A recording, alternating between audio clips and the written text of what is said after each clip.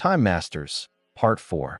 The cube, the rift generator on the lead Emphis' chest pulsed with a deep cerulean glow as they arrived at their next destination, Xiphos, 27. Their long-range scans had detected an advanced civilization here, but something about the data was unsettling. There were no permanent structures, no orbital stations, no signs of traditional industry. And yet, the planet radiated undeniable intelligence. As their vessel emerged from the rift, the Emphis found themselves hovering above an ever-shifting landscape. Entire formations rose and fell in seamless motion. One moment a sprawling metropolis, the next a vast plain of liquid metal. Towering monoliths flickered in and out of existence, dissolving into mist only to reassemble elsewhere. Analysis, the lead Emphis commanded. Materials are in constant flux, reported the science officer. This civilization does not construct in the conventional sense. Everything is built from programmable matter, capable of restructuring at the molecular level. The Emphis processed this. A society that did not build in fixed form? That had never occurred to them. A pulse of energy rippled through the air, and suddenly, a cube materialized before them. Perfectly symmetrical, its surface shimmered like polished onyx. Unlike the shifting landscape, this object remained stationary, exuding an almost unnatural stillness. Then, from its surface, they emerged. The beings of Xiphos, 27, were not like the Emphis. Their forms were fluid, shifting seamlessly from humanoid figures to abstract geometric shapes, adjusting their structure as needed. Eyes formed and vanished at will. Their limbs extended, twisted, and retracted like strands of woven energy. "You are the ones from beyond," the voice resonated. Not through sound, but directly into the Emphis neural processors. The lead Emphis inclined its head. "Your civilization does not construct." "We do not construct," the entity confirmed. "We manifest. We reshape. Permanence is stagnation." A hum filled the air, and the cube before them began to shift. Its surface rippled as new configurations unfolded from within. It extruded walls, extended limbs, unfolded compartments, all without seams, hinges, or any recognizable mechanical function. One moment, it was a sleek vehicle, the next a towering fortress, then a hollowed-out chamber large enough to contain a fleet. And yet, no components were discarded, no mass was gained or lost. It was one object, infinitely malleable. "This is our vessel," the Xiphosian explained. "It does not move through space, it changes space around it. It does not travel, it becomes what is needed, where it is needed." The Emphis scanned the structure. Their processors struggled to categorize it. It had no engines, no recognizable power source, no control systems. And yet, its potential was boundless. "A vehicle that does not move," the lead Emphis murmured. "A machine without limits." The Xiphosian pulsed with what the Emphis recognized as affirmation. "This is not a ship. It is possibility." The cube rippled again, briefly forming a structure that mirrored the Emphis' own vessel before shifting into something unrecognizable. "It is yours." For the first time in their long history, the Emphis faced something they could not fully comprehend. A gift that defied their entire understanding of engineering and motion. They had no choice but to accept.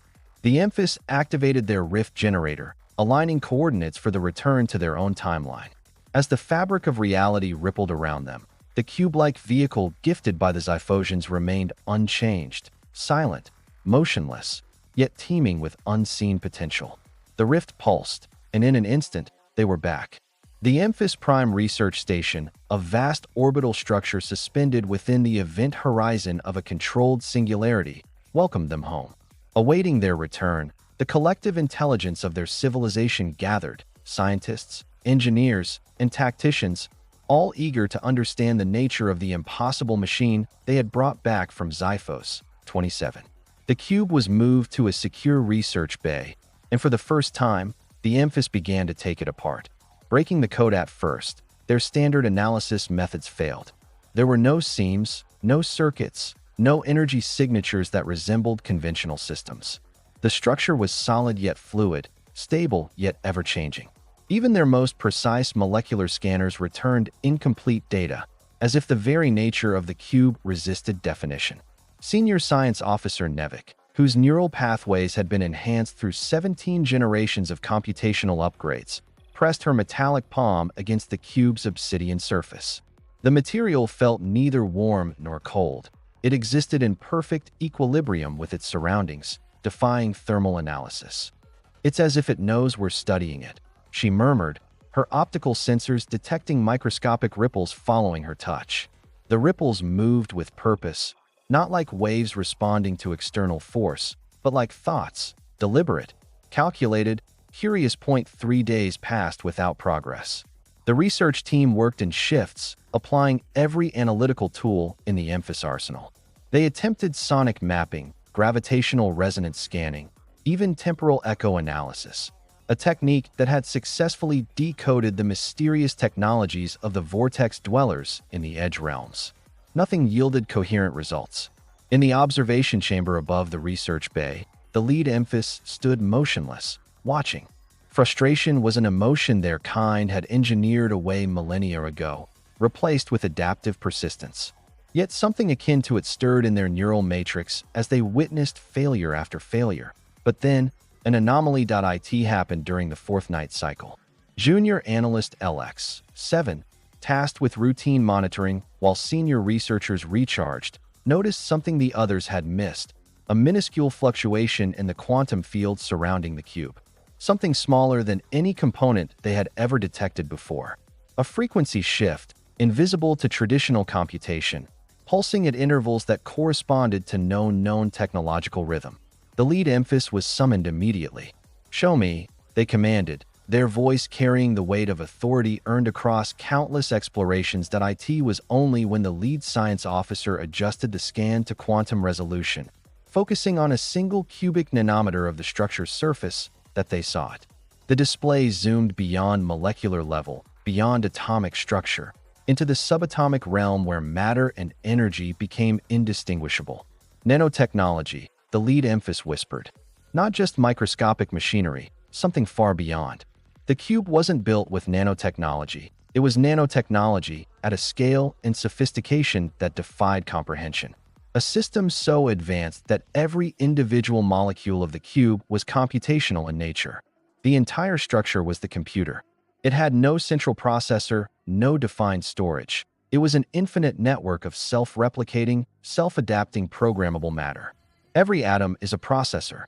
Every molecule is a machine. The Emphis collective interfaced directly, their consciousness merging with the data stream.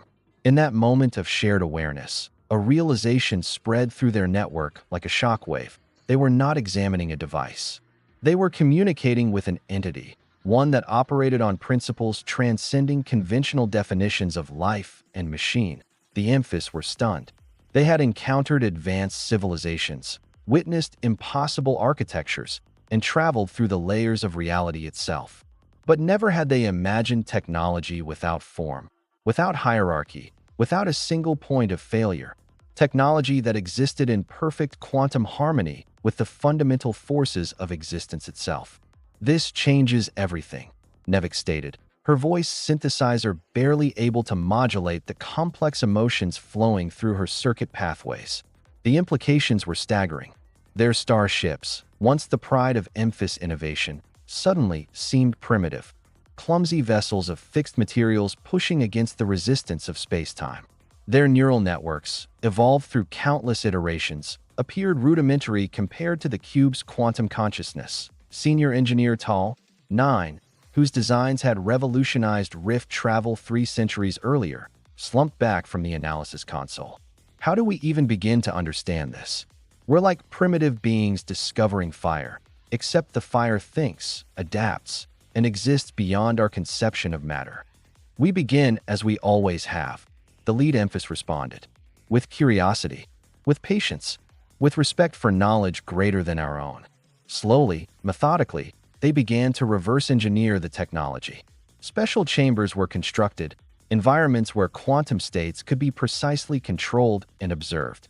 Teams of the finest Emphis minds worked in rotating shifts, building new analytical tools specifically designed to communicate with the cube at its own level of existence.